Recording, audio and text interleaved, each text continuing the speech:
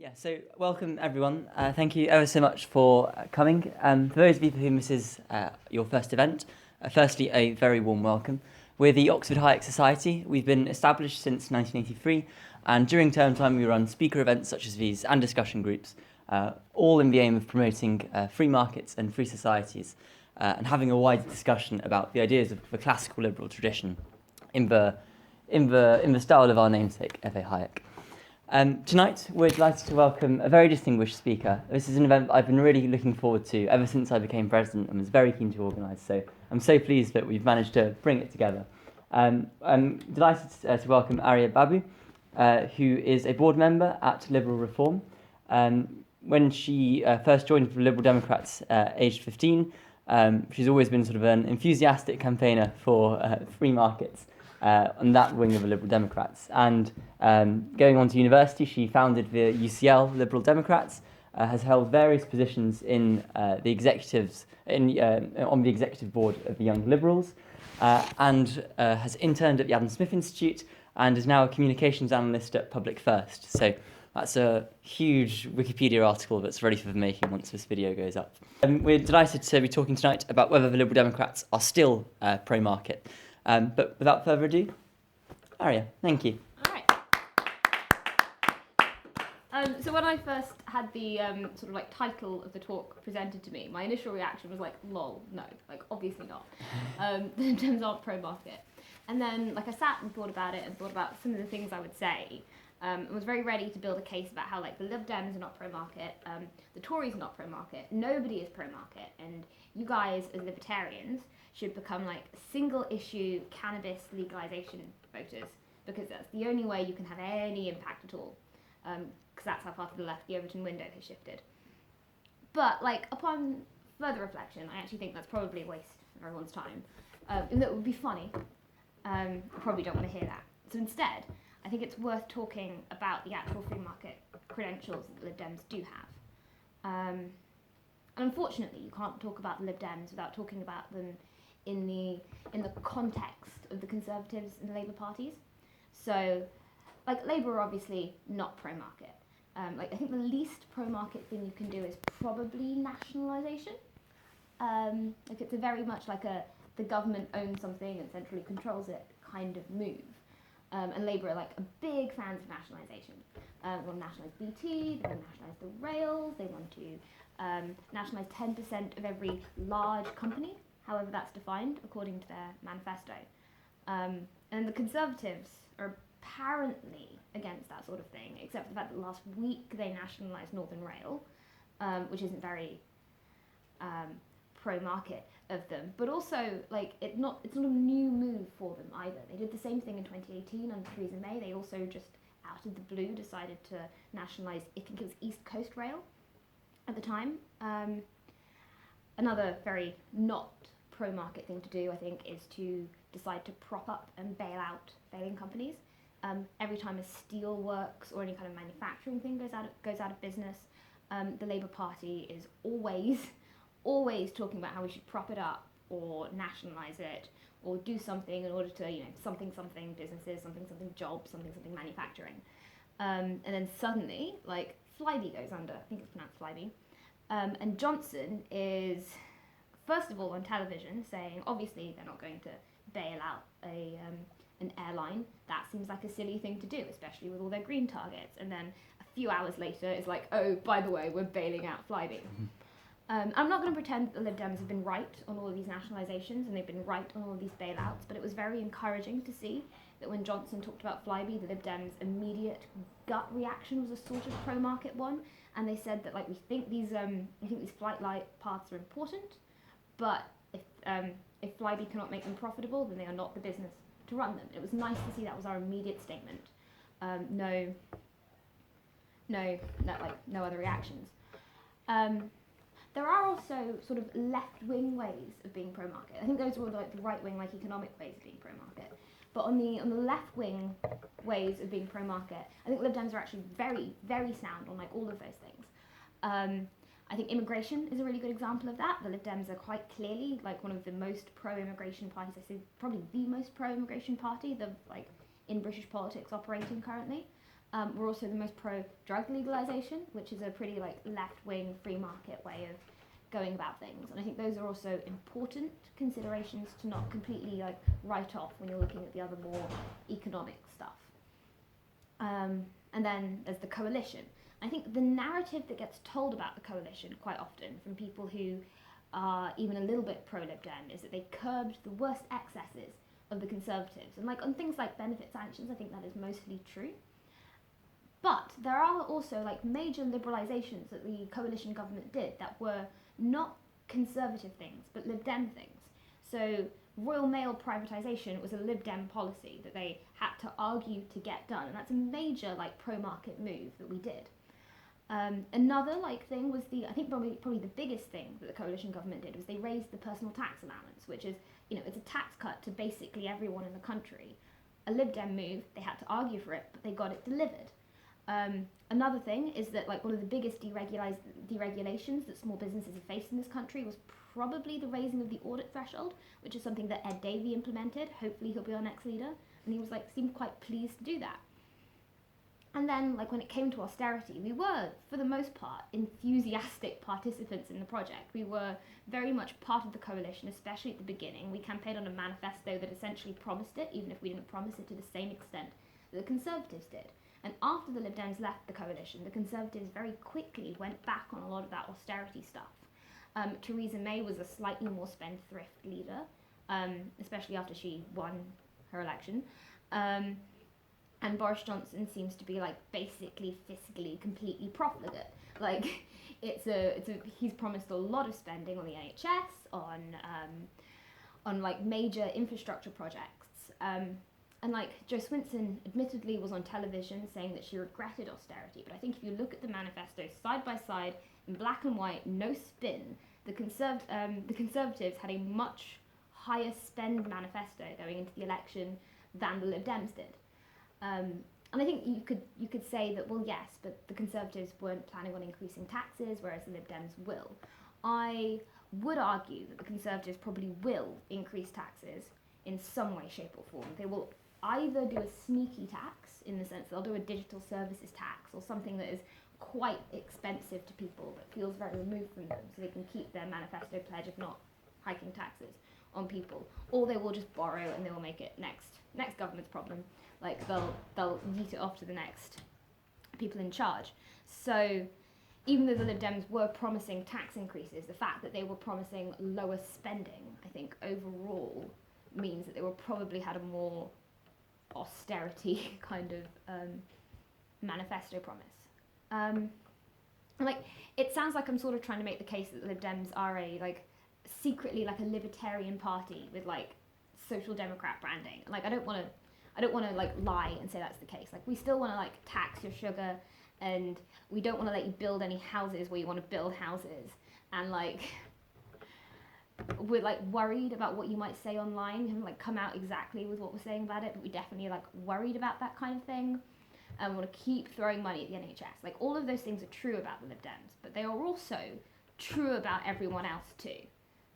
There is no party currently in British politics that isn't promising you that horrible package of socialist stuff. Everyone took the piss of Jeremy Corbyn the day after the election. He was we've lost the election, but we've won the argument. But I am worried that he is right. With the nationalisations taking place, with the fact that everyone seems to agree that we need to spend more, the Overton window really has shifted very far to the left.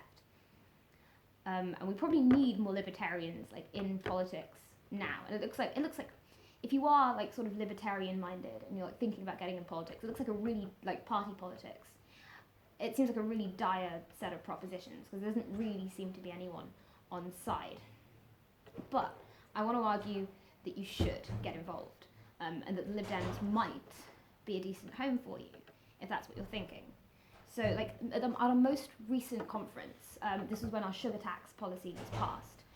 Liberal Reform and a couple of us organised to try and fight the sugar tax policy proposals. We got an amendment on the conference floor. We got a group of people together to tell people to turn up, tell people why we're against it. We had a whole bunch of speeches, and we failed, but we almost didn't fail. If we'd had a little bit more talent, like on the team organising, or if we just had a bit more like room meat to vote the way we wanted to, I think things would have been different. And that's not like the biggest win. Like if the Lib Dems want to tax sugar or not tax sugar, that isn't the biggest thing you can win. But if you can make all of those tiny wins over the course of like the next 5 or 10 years, and generally make the Lib Dems a more liberal party, I think that is a big win.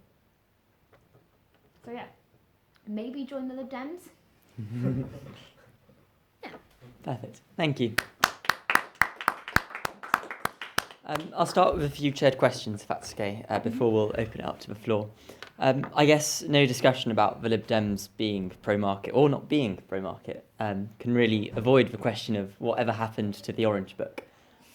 So I know that now we're sort of talking 16 years or so after it was first published, but do you think there is still a sizable faction within the Liberal Democrats that support the Orange Book? I used to think no, and I thought that we were very much dying in that sense. But so we recently had internal elections, and there was a Liberal Reform slate for them, and every single person on any Liberal Reform slate just won like very comfortably, quite easily, and I think it was because they had the recommendation. So I think there might be a sizable silent faction of people who are pro the Orange Book, even if it seems like the loudest groups are not. And do you think that sort of being a little bit more to the right to the pro-market than the Lib Dems currently are, do you think that could be an electorally successful strategy? I don't know. A lot of people, for their own political reasons, for their own agendas, say with confidence that the best political position for the Lib Dems to take is the one that happens to align with what they already agree with. I think the Lib Dems have not done the polling or the focus group work that they need to be able to answer that question comfortably. I also think you probably need to wait until Labour elect a new leader to decide where you want to position yourselves as the Lib Dems. So I don't know. That was quite a funny sort of blog post I've sort of seen that's doing the rounds in the Lib Dem world. It was published a week or two ago about, I think it was Nick Tyrone writing about, it's time for the Lib Dems to give up the hope of taking over Labour voters and starting to actually think that maybe Labour just don't want them. How do you... So, a little while after the 2015 election, I heard this quote bandied around, which I don't know if maybe you'd agree or what you'd think about it, but essentially saying that if we take Nick Clegg to a bit of a pro-market wing of the party, the quote said, "Nick Clegg is about as welcome at a Lib Dem conference as Tony Blair is at a Labour conference." What do you think? Do you think that's an accurate description? No, a lot of Lib Dems really love Nick Clegg still. As in, so my first conference was the one right after Nick Clegg had resigned, and there was this sort of moment where he walked on stage to deliver a speech, and there was this standing ovation that went on for 2 minutes or something. And I feel like that's the mood for a lot of people still. There is still a sizable number of Lib Dems who joined because of either during or after the coalition immediately. And they're all massive Nick Clegg fanboys. So there is still support for him, even if, like I said, there's a particularly vocal group of people who think that he wasn't very good. 2 final questions.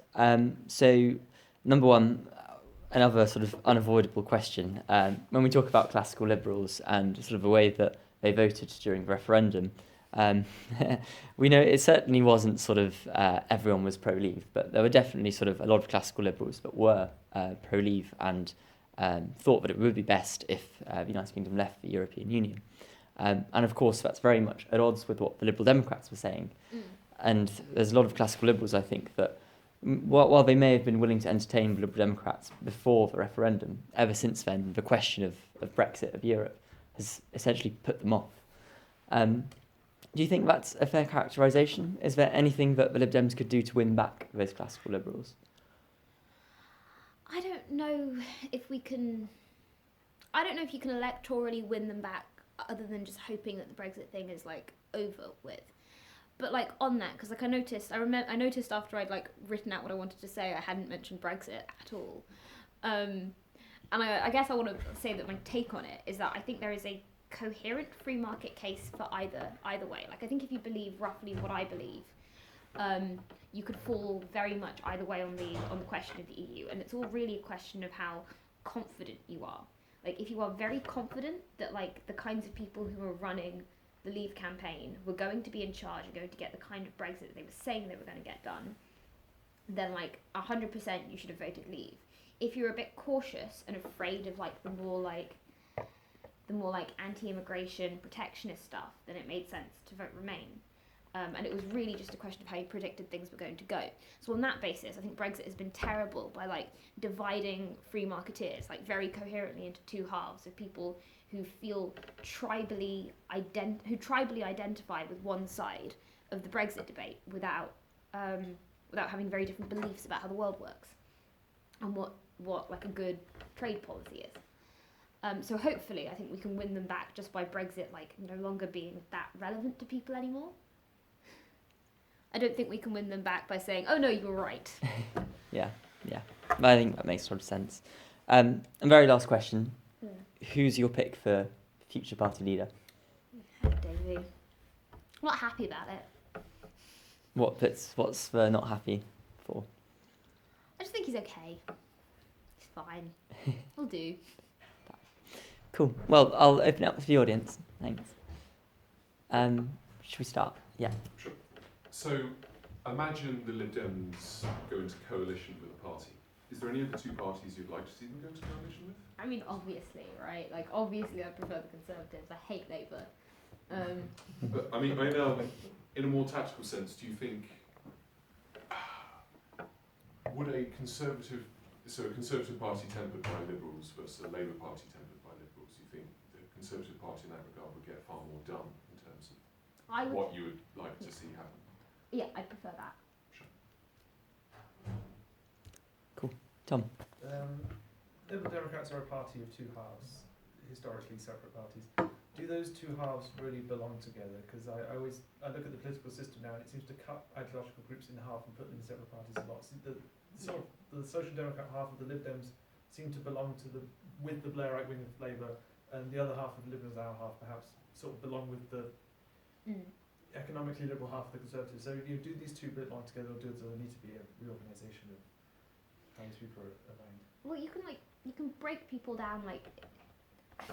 So everyone has like a slightly different way of thinking about the world. You can break them down all to individuals, and you can like clump them together into two parties, or three parties, or four parties, or five parties, etc., etc., etc.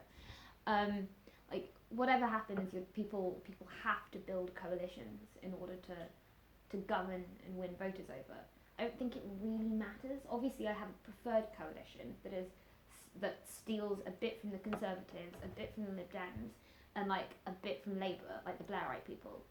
But considering I don't get to like decide how parties organise, it doesn't really matter how these lines are formed. They're just there now. We're stuck with them. I don't think there's any big realignment coming. I don't think a split in the Lib Dems is likely anytime soon. No.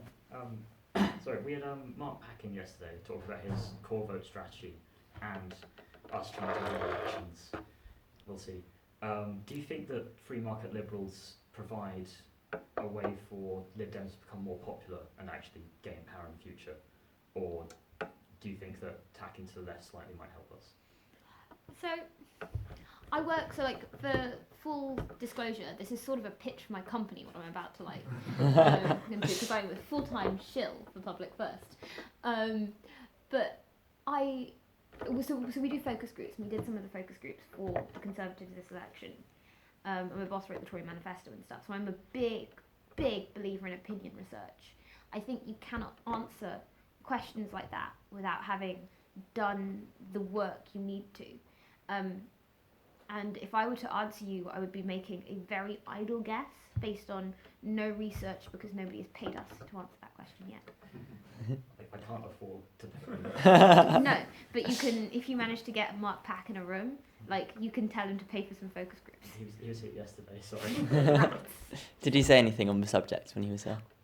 I've tried to bully Mark Pack into paying for focus groups. Not really, no. He said that we're like pasta, if that helps. Pasta? What does that mean? I asked him what food the party should aspire to be, and he said yogurt, and he changed his mind and said pasta. So Not dumb. entirely inspiring. Sorry. Wait, actually, yeah, what food do you think the party should be? It's got to be a funny answer. Doesn't. No, but there has to be one available to me. I'm just thinking. Weed brownies? Ooh. That's good. Very liberal. Don't do drugs, kids.